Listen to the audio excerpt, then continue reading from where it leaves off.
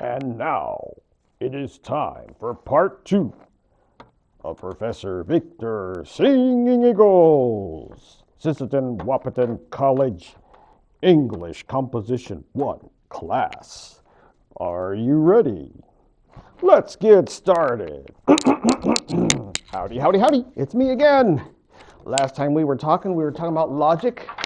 And remember that I canceled a certain assignment that was supposed to be due last week before last. Remember that? Yes. Now, instead of messing around with that, we're going to get straight to our, what do I want to call this? Initial draft of the final paper. Okay, here we go. Now, as we get into the home stretch of this semester, we got to talk about what I call a real essay.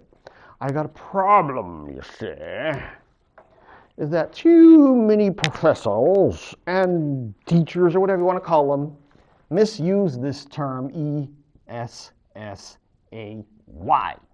essay. Listen to what I snarfed off the internet as a definition of the word essay. Noun, a short piece of writing on a particular subject. No. What do I call an essay? Listen carefully.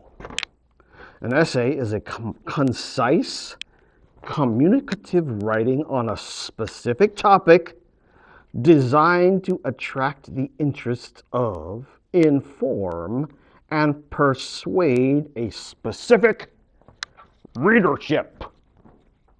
That's so important, I better say it again.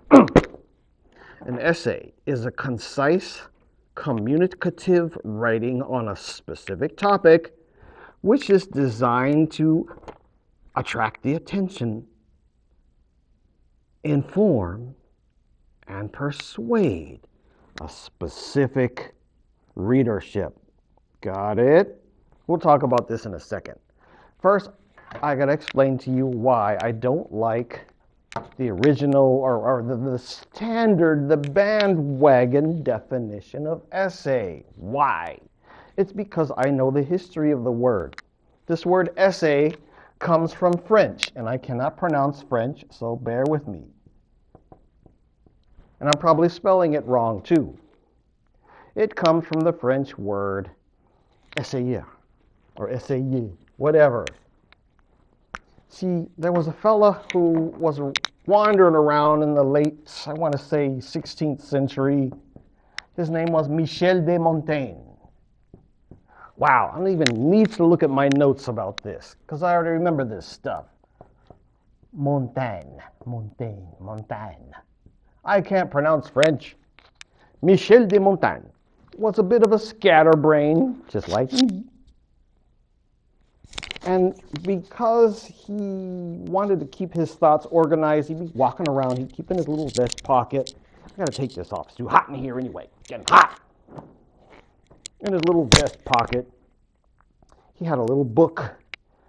And he'd wander around thinking, because he was a philosopher, and he's always thinking, and he'd see something, and he'd observe it, and then he'd whip out his book and he'd write something about it, save that, and maybe later come back to it and write more. What is he doing? He's organizing his thoughts. This word essayer is French for attempt or trial. What is he doing? He's trying to organize his thoughts. He's trying to keep everything together. Because, when you get old like me, and all your brains start falling out your ears, you got to write stuff down, don't you? Yeah. So, that's what this is all about. I think the Brits called it commonplacing.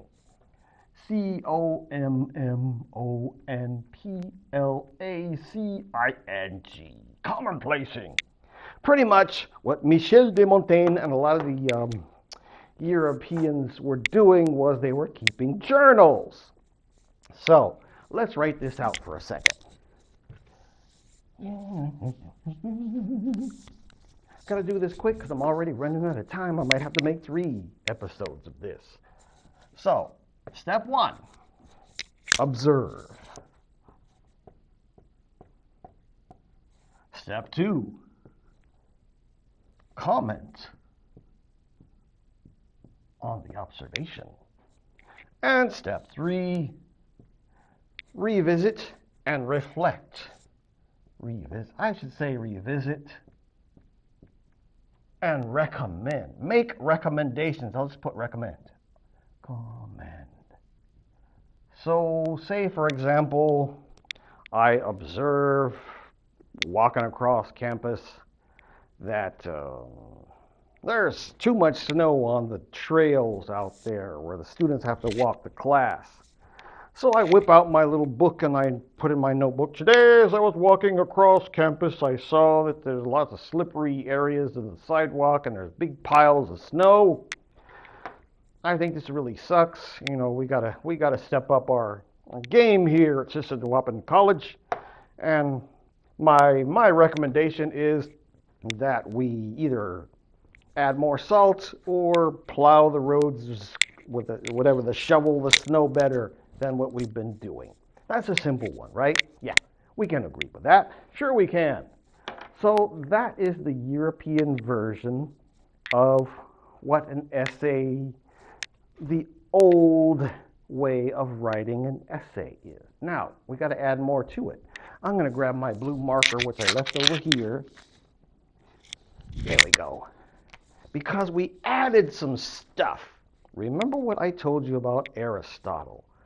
Aristotle, the ancient Greek.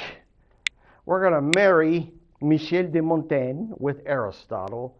We're also going to add argument, or argue, and persuade. I can't write and talk at the same time. There we go. So we're going to add step 4, make some arguments, and step 5, persuade. So if we go back to my example of the snow on the walkways example here, we could say, well, I already talked about that.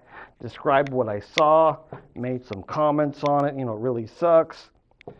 Recommend that we do better, however, whatever steps we need to take. I'm going to make some arguments that why I believe this is a good point. Don't want any students to slip and fall on their behinds and break their heads and sue the school, whatever else are arguments I might make, and I want to persuade people, and I might address a specific person, whatever. Who's in charge? Is that Red Thunder? I don't know who's in charge. I shouldn't name people. I shouldn't do any name dropping because he's going to kill me. Anyway, so you kind of have an idea what I'm talking about here. Observe, comment. We don't even revisit, but I guess we could keep it. Make some recommendations. Argue why our recommendations are right, and persuade. You might have some opposition here. That's why I put the word argue. Explain why you're right and the people who might disagree with you are wrong, but be nice about it because we're using logic, okay? Okay. And persuade people that you're right and the opposition is wrong. That's what a real essay is supposed to do in modern times. And you got to keep it short and sweet. Get in there, make your punch, and get the heck out. That's what a real essay does. Not too short, not too sweet. But you get the drift, right? Right, all right. We're already over time. I better hurry up and cut this one off. I'm going to tell you an Indian story next time. Talk to you later. Bye-bye. 9 minutes?